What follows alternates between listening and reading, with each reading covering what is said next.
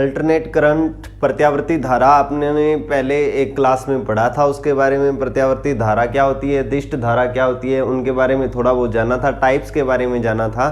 उसके बाद में हमने कुछ पॉइंट्स पढ़े थे कि प्रत्यावर्ती धारा के लिए कुछ टर्म्स अपने को ध्यान में रखनी थी, जैसे कि उसका प्रत्यावर्ती धारा का शिखर मान क्या होता है, प्रत्यावर्ती धारा का तात्क्षणिक मान क्या होता है और उसका औसत मान क्या होता है, और चौथा उसमें पढ़ा था अपनों ने वर्ग माध्य मूल मान क्या होता है। इन सब के बारे में हमने थोड़ा थोड़ा जान लिया था।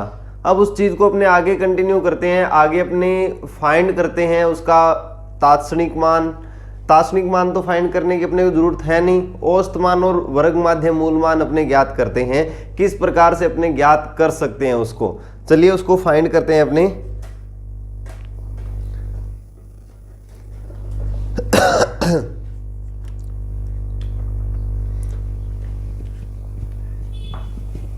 हेडिंग लगा देता हूं मैं।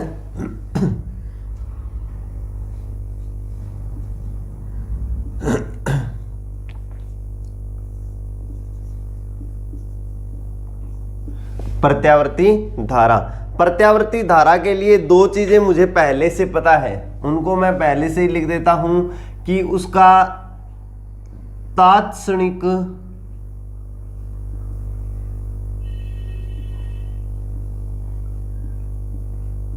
वोल्टता, जिसको V से प्रदर्शित करते हैं, वो है V0 साइन ओमेगा टी। दूसरी चीज अपने को पता है तात्क्षणिक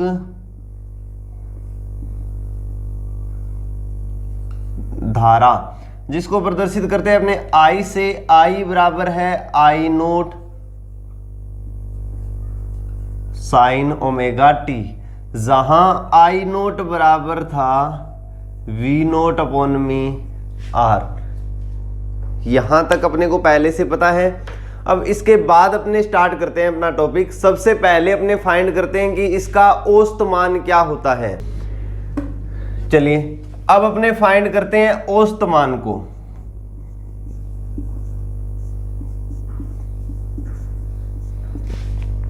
सबसे पहले डिफाइन करते हैं औसत मान होता क्या है।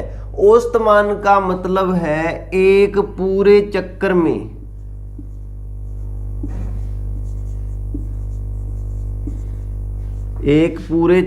के दौरान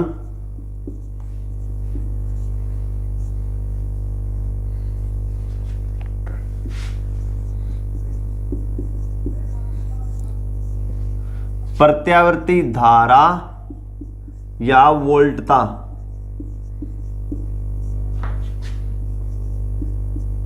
प्रत्यावर्ती धारा या वोल्टता का प्रत्येक क्षण माध्य मान या फिर औसतन मान क्या कहलाता है। औसत मान के एक पूरे चक्कर के दौरान, एक पूरा चक्कर जब प्रत्यावर्ती धारा का कंप्लीट होता है, उस पूरे चक्कर के दौरान औसतन प्रत्येक क्षण अपने को कितना मान प्राप्त होता है, वही मान उसका क्या कहलाएगा, औसत मान कहलाएगा। अब औसतन का की बात हमने कर ली तो हमें पता है औसत होता क्या है, राशियों का योग बट्टे राशियों की संख्या। औसत होता क्या है, राशियों का योग बट्टे राशियों की संख्या। सबसे पहले मैं वोल्टता के लिए लिखता हूं तो V लिख देता हूं AV। AV का मतलब है एवरेज। VAV का मतलब क्या हो गया यहाँ पे, एवरेज। V एवरेज का फॉर्मूला क्या हो जाएगा, हमें करना है राशियों का योग। अब योग क्या होगा कि जो एक पूरा चक्कर है, पूरे चक्कर के दौरान प्रत्येक क्षण अलग अलग बिंदुओं पर अपने क्या करेंगे, उसका योग करेंगे। अलग अलग बिंदु जितने भी पॉइंट्स हैं, उन सभी पॉइंट्स पर जितने भी मान हैं, उन सभी मान पर अपने क्या करेंगे, योग करेंगे। अदरवाइज अपने दूसरा मेथड इसमें क्या काम में ले सकते हैं, दूसरा मेथड अपने यहाँ पे काम में ले सकते हैं कि वहां पर अपने प्रत्येक जो क्षण है, प्रत्येक समय के ऊपर अपने क्या कर देंगे, योग कर देंगे, मान ज्ञात कर लेंगे।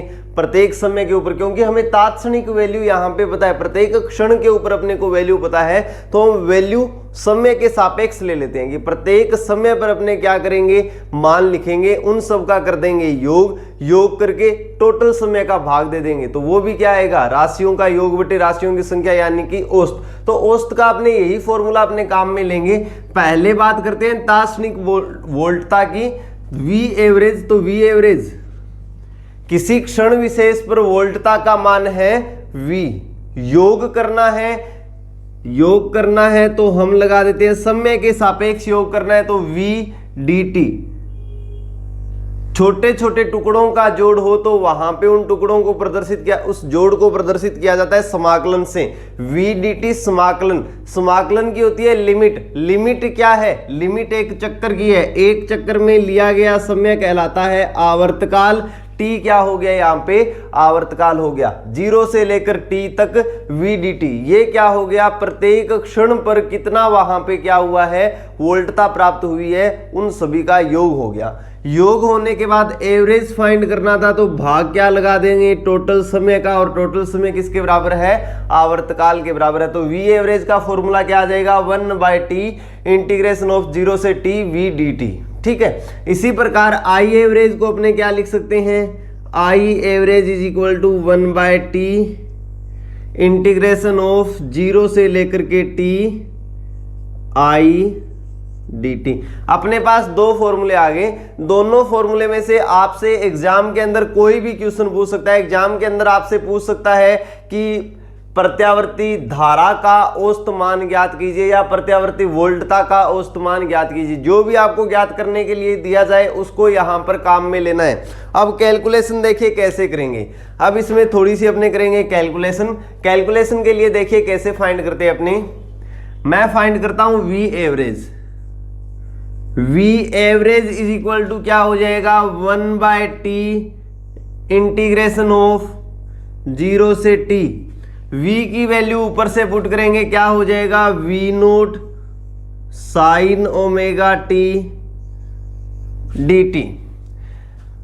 v नोट को बाहर निकाल देते हैं, v नोट ब्रैकेट में लिख देता हूं 1/t इंटीग्रेशन ऑफ 0 से लेकर के t sine omega t dt। Value v note, value क्या आ जाएगी, 1/t इंटीग्रेशन 0 से लेकर के t sine omega t dt। चलिए अब इसको एक अलग फॉर्म में अपने यहां पर प्रदर्शित कर सकते हैं। इस चीज को एक अलग फॉर्म में यहां पे प्रदर्शित कर सकते हैं, कैसे, v average is equal to v naught, केट नोटेशन यहां पे लगा देते हैं, साइन ओमेगा t। ये जो नोटेशन है, ये जो साइन है, ये साइन प्रदर्शित करता है, ये साइन प्रदर्शित करता है औसत को। ये साइन किसको प्रदर्शित करेगा, औसत को प्रदर्शित करेगा। ये साइन प्रदर्शित कर देगा किसको, औसत को, कि औसत यहां पे इतना होगा। और औसत भी किसमें, पूरे चक्कर में, औसत भी किसमें, पूरे चक्कर में। अब इस साइन को सॉल्व करने का तरीका देख लीजिए।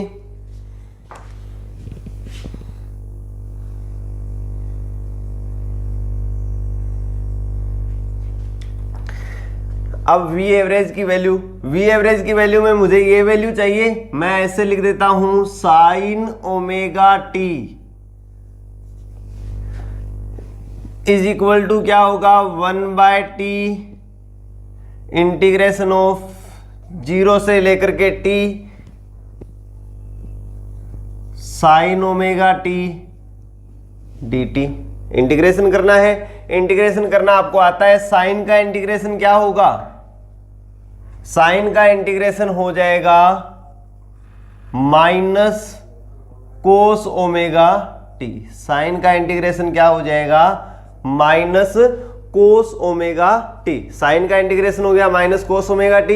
यहां पे हमने वैल्यू पुट कर दी। अब इसका देखिए आगे अपने क्या काम करेंगे, आगे इसको सॉल्व करेंगे। सॉल्व करेंगे, देखिए क्या आएगा हमारे पास, माइनस 1/t, लिमिट पुट कर देते हैं, कोस ओमेगा टी माइनस में कोस 0, कोस ओमेगा टी माइनस में कोस 0। अब ओमेगा और टी के बीच में एक संबंध होता है, वो अपने काम में लेते हैं। चूंकि ओमेगा इज इक्वल टू क्या होता है 2 pi by T, omega is equal to क्या होता है 2 पाई बाय टी। अच्छा, इसमें एक चीज हमने मिस कर दी, कोस साइन ओमेगा टी का इंटीग्रेशन करते हैं अपने तो कोस ओमेगा टी आता है, लेकिन ओमेगा डिवाइड में भी आता है, एक ओमेगा भाग में भी आता है 1 बाय ओमेगा। तो उस ओमेगा को मैंने बाहर यहां पे लिख दिया। ओमेगा इज इक्वल टू क्या होता है 2 पाई बाय टी। वैल्यू यहां पे पुट करते हैं, मेरे पास क्या वैल्यू आएगी is equal to -1 by omega T, या इसको भी ओमेगा टी को भी लिख देते हैं, जो प्रकट करेगा omega T is equal to 2 pi. यहां पे भी मैं क्या लिख सकता हूं 2 पाई लिख सकता हूं। आगे देखिए क्या आएगा, इसको क्या लिख सकते हैं कोस 2 pi by T multiply with T minus में कोस 0 -1 अपॉन में 2 पाई कोस 2 पाई माइनस में कोस 0। कोस 2 पाई का मान कितना होता है, उतना ही होगा जितना कोस 0 का होगा, 1 माइनस में 1 -1 अपॉन में 2 पाई। आंसर कितना आ जाएगा आपके पास 0। आंसर कितना आ जाएगा आपके पास 0। तो ये एक कैलकुलेशन है, पूरी कैलकुलेशन ना याद रखे आप एक काम याद रख सकते हो, इस नोटेशन पूरे चक्कर के दौरान साइन ओमेगा टी का मान कितना होता है 0। पूरे चक्कर के दौरान इस नोटेशन में साइन ओमेगा टी का मान कितना होता है 0। आंसर कितना आ जाएगा अपने पास, इसका वी एवरेज का आंसर कितना आ जाएगा। चलिए आगे मैं कर देता हूं इसको, जो प्रकट करेगा V average is equal to V naught multiply with 0 is equal to 0। इसी प्रकार I average is equal to भी कितना आएगा I naught multiply with 0 is equal to 0। ये हो गया प्रत्यावर्ती धारा का औसत मान, प्रत्यावर्ती धारा का औसत मान या प्रत्यावर्ती वोल्टता का औसत मान, वो भी एक पूरे चक्कर के दौरान। कोई भी डाउट हो तो उस डाउट को पूछ लीजिए। आगे चल सकते हैं इसके बाद कि प्रत्यावर्ती धारा के लिए हमने फाइंड किया कि औसतन उसमें कितनी धारा प्रवाहित होती है, औसतन उसमें धारा प्रवाहित होती है 0। अगली पॉइंट नेक्स्ट पॉइंट की अपने बात करते हैं। इसमें ये तो पूरे चक्कर के दौरान था, अर्ध चक्कर के लिए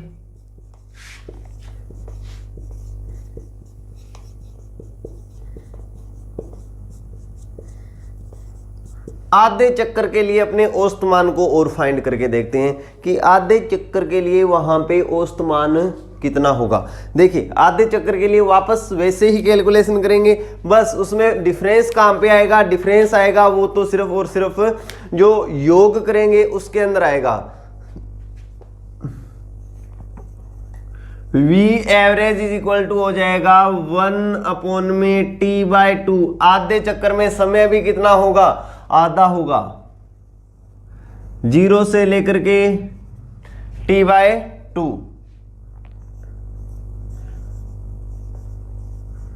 sign omega T D T, V naught sine omega T D T.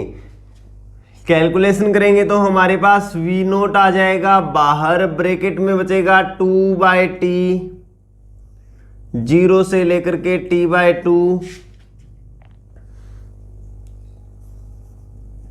Sign omega T D T.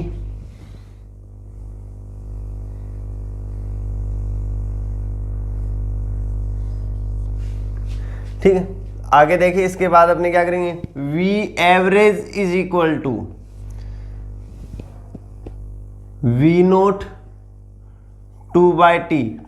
Integration करना है अपने को, ऑब्वियस सी बात है, इंटीग्रेशन क्या हो जाएगा, माइनस का साइन आ गया बाहर, कैलकुलेशन करेंगे वैल्यू कितनी आएगी अपने पास, ओमेगा आ जाएगा डिवाइड में कोस ओमेगा टी। लिमिट कहां से लेकर के कहां तक है, 0 से लेकर के t/2 2 तक है।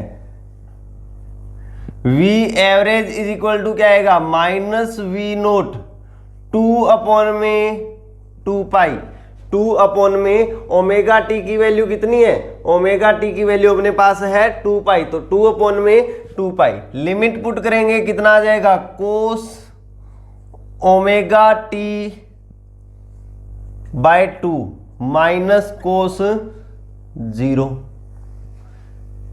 V एवरेज की वैल्यू कितनी आएगी, माइनस वी नोट 1 अपॉन में पाई, ओमेगा टी की वैल्यू है 2 पाई, 2 से 2 खत्म हो गया, कोस पाई माइनस में कोस 0। V एवरेज की वैल्यू कितनी आएगी, माइनस वी नोट अपॉन में पाई, कोस पाई की वैल्यू कितनी होती है, -1, कोस 0 की वैल्यू कितनी होती है, +1। अपने पास आंसर कितना आ जाएगा, V average is equal to minus और माइनस हो गया प्लस 2V नोट अपॉन में पाई, 2V नोट अपॉन में पाई। ये अपने पास क्या आ गया इसका आंसर, 2V नोट अपॉन में पाई, ये अपने पास क्या आ जाएगा इसका आंसर। इसी प्रकार अपने क्या लिख सकते हैं,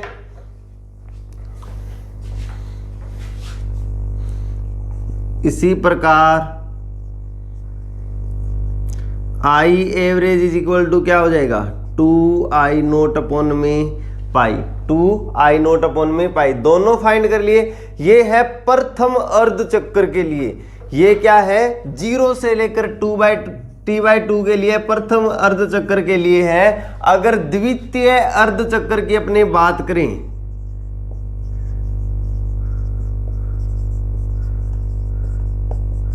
द्वितीय अर्धचक्र में आपको पता है होता क्या है, जब अपने एक ग्राफ बनाएंगे प्रत्यावर्ती धारा का साइन वेव के रूप में, तो इस प्रकार से ग्राफ परिवर्तित होगा। यहां से लेकर के यहां तक है प्रथम अर्धचक्र और यहां से लेकर के यहां तक है द्वितीय अर्धचक्र। तो प्रथम अर्धचक्र में मान आ रहा है औसतन पॉजिटिव और द्वितीय अर्धचक्र में मान औसतन कितना आएगा, नेगेटिव। तो द्वितीय अर्धचक्र में V एवरेज बराबर आएगा -2V नोट अपॉन में पाई और I एवरेज की वैल्यू कितनी आ जाएगी, -2I नोट अपॉन में पाई। ये मान आ गया अपने पास औसत मान। औसत मान में कोई भी डाउट हो तो डाउट पूछ लीजिए।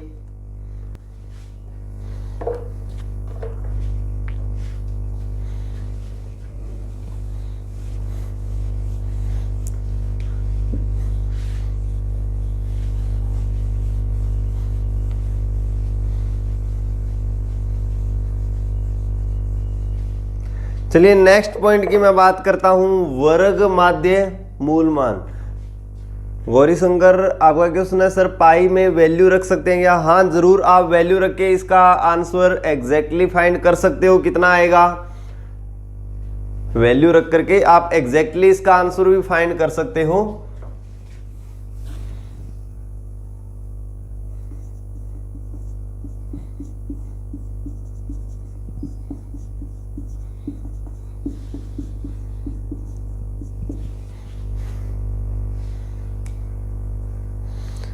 चलिए अगला पॉइंट आता है वर्ग माध्य मूल मान। RMS वैल्यू क्या होती है? RMS की अपने बात कर लेते हैं। RMS वैल्यू क्या है तो देखिए इसके बारे में, वर्ग माध्य मूल मान के लिए मैं यहां पे लिखता हूं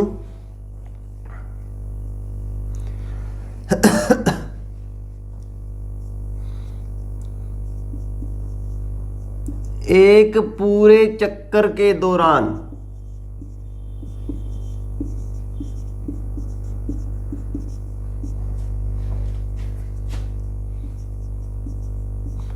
प्रत्येक क्षण पर धारा या वोल्टता के मान के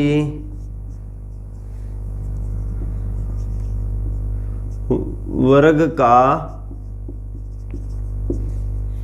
माध्य ज्ञात कर वर्गमूल लेने पर प्राप्त मान। वर्ग माध्य मूल मान की मैंने एक डेफिनेशन यहां पे लिख दी कि एक पूरे चक्कर के दौरान प्रत्येक क्षण पर धारा या वोल्टता का जो मान है उसका वर्ग कीजिए और वर्ग करके उसका माध्य ले लीजिए। माध्य ज्ञात करके उसका जब वर्गमूल कर देंगे तो अपने पास जो मान प्राप्त होगा वो मान क्या होगा? वर्ग माध्य मूल मान। जो मान अपने को प्राप्त होगा वो मान क्या हो जाएगा?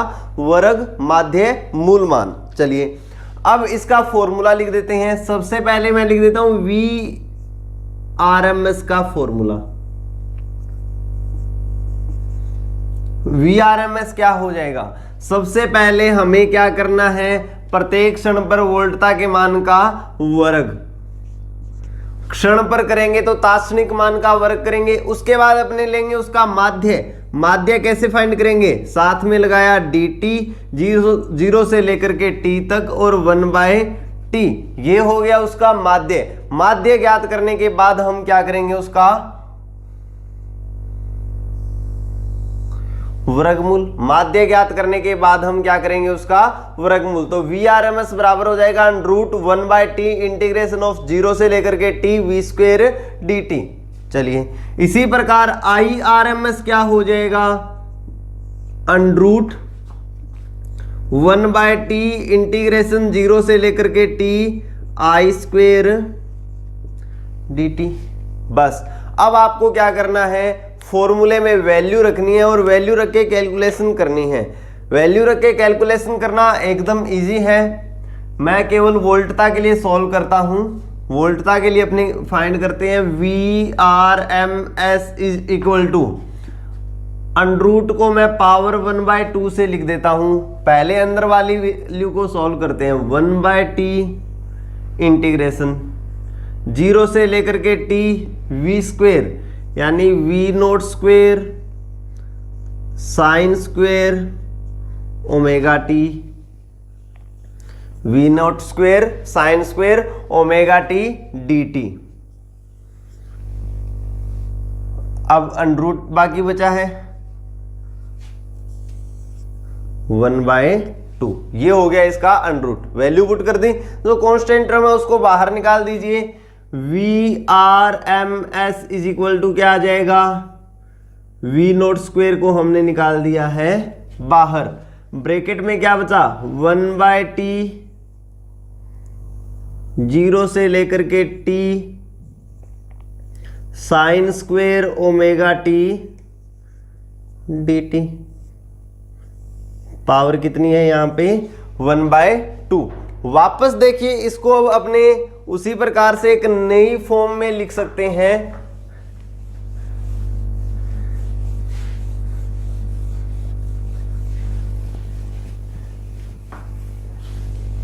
एक नया फॉर्म किस प्रकार से जनरेट कर सकते हैं वो देखिए आप।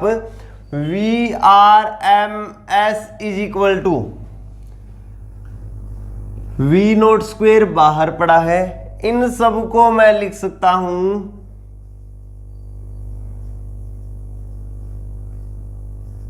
sin² ω/t का औसत मान 1/2। अब sin² ω/t का औसत मान मैं फाइंड कर लेता हूं।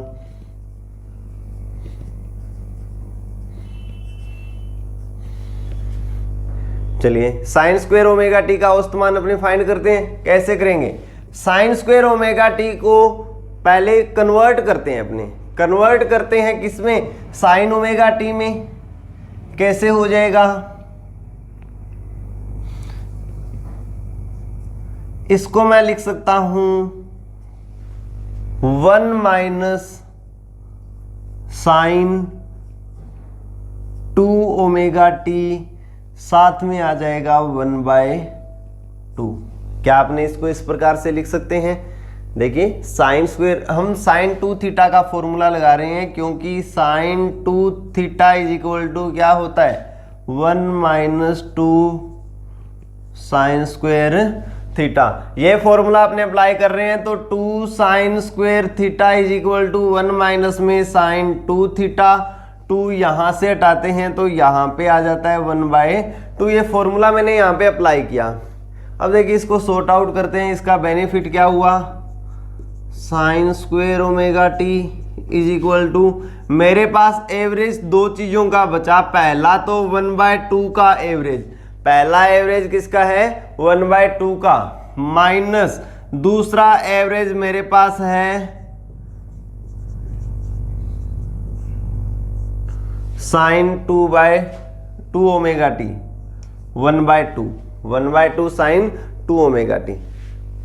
साइन थीटा का एवरेज हमने पिछले ही औसत मान में फाइंड किया था। इसका एवरेज कितना होता है 0 होता है। तो इसका एवरेज कितना हो जाएगा, साइन स्क्वायर ओमेगा टी का एवरेज आ जाएगा अपने पास 1/2। एक कांस्टेंट है और कांस्टेंट का कितना भी योग करके जितनी बार योग किया उसका डिवाइड करोगे, मान कितना आएगा आपके पास, वही मान आएगा। एवरेज क्या रहेगा इसका 1/2 ही रहने वाला है। यानी ये जो टर्म है उसका एवरेज मान कितना है 1/2 है। वैल्यू पुट करेंगे तो अपने पास वैल्यू कितनी आएगी, VRMS is equal to V0² 2 इसका 1/2। आंसर कितना आ जाएगा V0/√2, V0/√2। VRMS की वैल्यू आ गई। IRMS की वैल्यू इसी प्रकार अपने लिख सकते हैं। इसी प्रकार IRMS इज इक्वल टू क्या आ जाएगा, I0/√2। √2 को सॉल्व आप कर सकते हो, कैसे कर सकते हो, √2 से मल्टीप्लाई कीजिए, √2 से डिवाइड कीजिए, √2 गुणा में √2 यानी 2 मल्टीप्लाई विद I। √2 की वैल्यू होती है 1.414 I0 डिवाइड विद 2। आंसर आ जाएगा 0.707 I0। बस ये क्या हो गया, यहाँ पे RMS मान आ गया।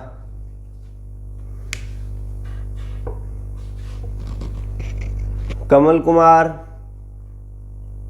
एक सेकंड, कमेंट मैंने आप सभी के नहीं पढ़े हैं।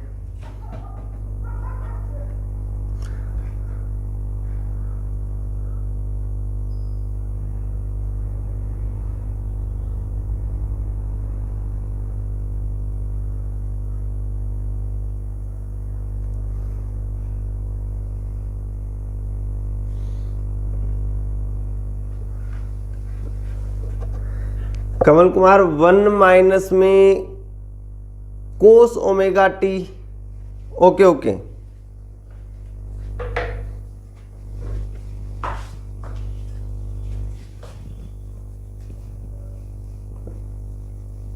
हाँ यहां पे मिस्टेक है अपनी।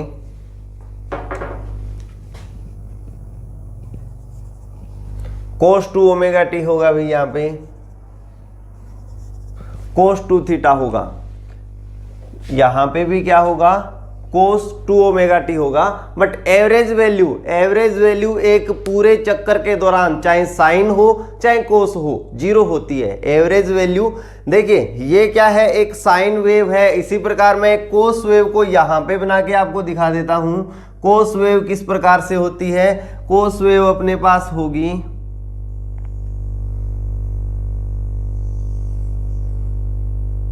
ये हो गया एक पूरा चक्कर, यानी 1/4 भाग यहाँ पे आ गया, 1/4 भाग यहाँ पे आ गया पूरे चक्कर का, 1/4 यहाँ पे आ गया और 1/4 यहाँ पे आ गया। ठीक है, आधा भाग पॉजिटिव पार्ट में है और आधा भाग नेगेटिव पार्ट में है। तो ओवरऑल अपने पास आंसर क्या आएगा, ओवरऑल अपने पास आंसर आ जाएगा यहाँ पे 0। एवरेज वैल्यू कितनी होती है, चाहे साइन ओमेगा टी हो चाहे कोस ओमेगा टी हो, उसका औसत मान कितना होता है एक पूरे चक्कर के दौरान 0।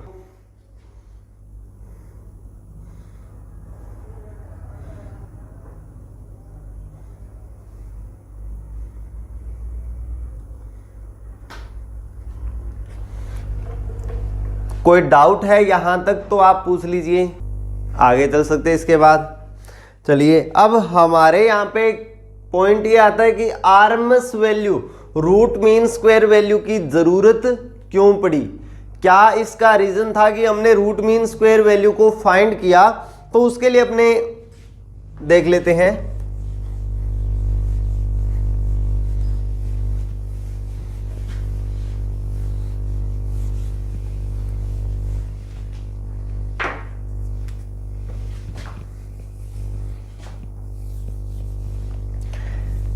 हम बात करते हैं शक्ति की। P इज इक्वल टू क्या होता है? P इज इक्वल टू होता है I स्क्वेयर इंटू में R। P is equal to क्या होता है? I स्क्वेयर इंटू में R। एवरेज का फॉर्मूला कैसे बना, डिफाइन कीजिए। कौन से में? अच्छा, स्टार्टिंग से ही डिफाइन कर देते हैं। एवरेज का फॉर्मूला कैसे बना? औसत का फॉर्मूला क्या होता है?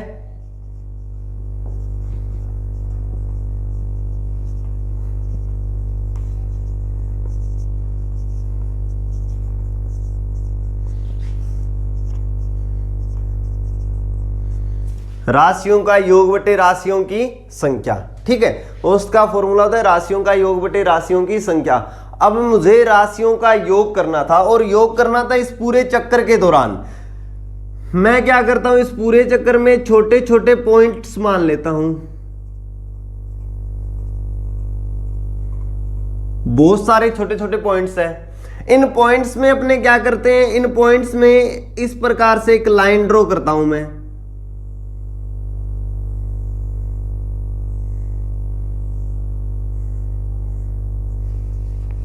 इस प्रकार से एक लाइन ड्रॉ करता हूं। अब देखिए इसमें ये लाइन किस चीज को बताएगी।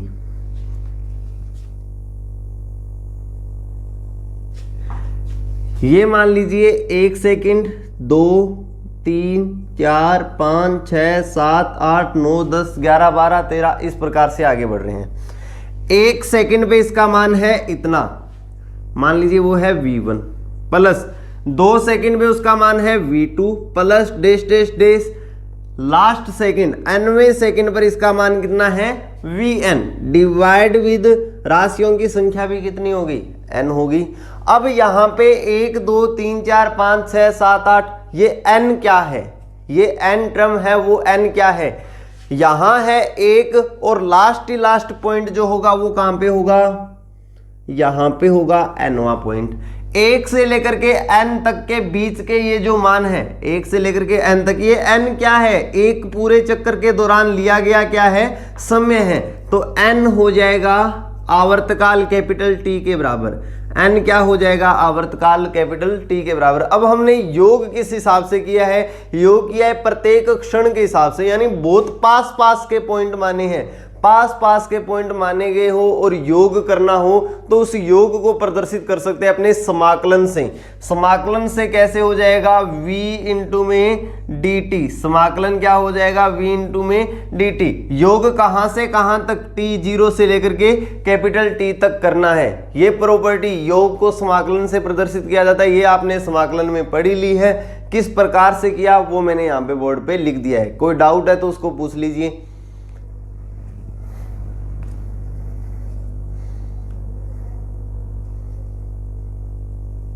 ओके, चलिए आगे देखते हैं। इसके बाद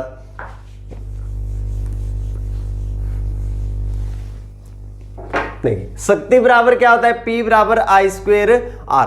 मान लीजिए किसी भी परिपथ में DC दिष्ट धारा की अपने बात करते हैं, DC धारा प्रवाहित होती है, उसके कारण शक्ति कितनी होती है? I DC स्क्वेयर इंटू में R। ये धारा तो क्या रहनी है? नियत रहनी है। हर एक पॉइंट पर शक्ति का मान कितना है? I square DC upon into में I DC स्क्वेयर इंटू में R। तो औसत शक्ति कितनी होगी? कितने समय में? कैपिटल T समय में।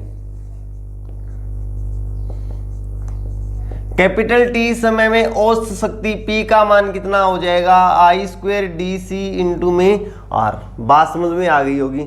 अब अपने नेक्स्ट पॉइंट की अपने बात करते हैं। अब मैं लेके चलता हूं, ये तो है DC के लिए, दिष्ट धारा के लिए। AC की अपने बात कर लेते हैं। P का मान कितना होगा? I AC स्क्वेयर अपॉन में इंटू में R। ये तो है P DC, ये PAC। PAC की औसत की बात कर लेते हैं। औसत देखिए IAC का मान समय पर डिपेंड कर रहा है, धारा का मान किस पे डिपेंड कर रहा है? समय पे डिपेंड कर रहा है। समय पे धारा का मान निर्भर कर रहा है, मतलब हर एक क्षण धारा का मान बदलेगा। तो औसत अपने को फाइंड करना हो तो फॉर्मूला काम में लेना पड़ेगा, राशियों का योग बटे राशियों की संख्या। और राशियों का योग हम किसके सापेक्ष करेंगे? राशियों का योग करेंगे समय के सापेक्ष। चलिए कितना आ जाएगा? IAC का स्क्वायर dt 0 से लेकर के t 1/t योग कर दिया और संज्ञा कर दिया औसत। आगे r क्या है वहां पे? कांस्टेंट। r क्या है यहाँ पे? कांस्टेंट। तो r तो पूरे परिपथ में नियत रहेगा, लेकिन ये जो IAC स्क्वायर है इसका एवरेज मान आ जाएगा इतना। और जब इस मान को देखते हैं तो ये मान मैच करता है इस मान से, ये जो मान है वो मैच करता है इस मान से, बस अंडरूट है। तो अंडरूट को खत्म करके मैं यहाँ पे क्या लिख सकता हूं? मैं लिख सकता हूं PAC का औसतन मान कितना होता है? IRMS स्क्वायर इंटू में R।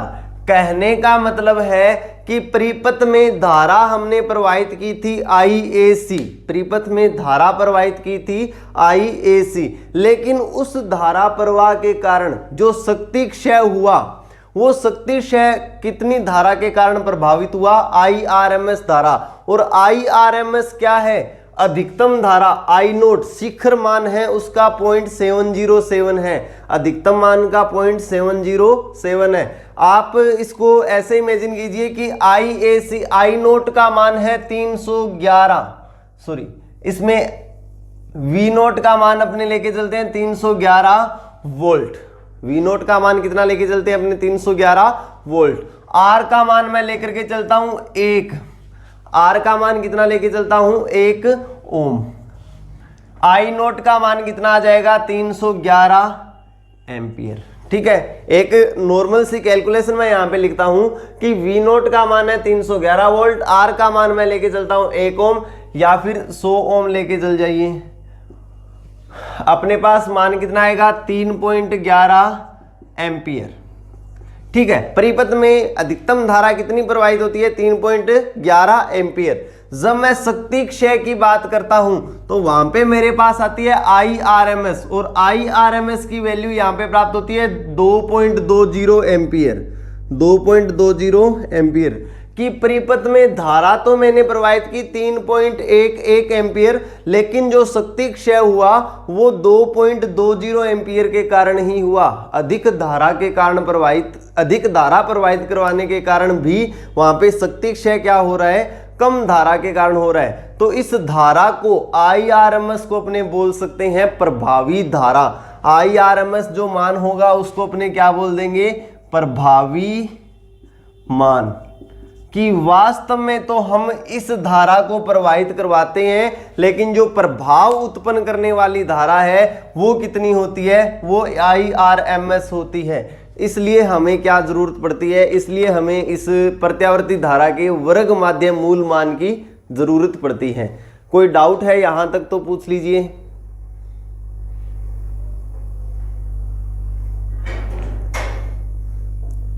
यहां तक कोई डाउट है?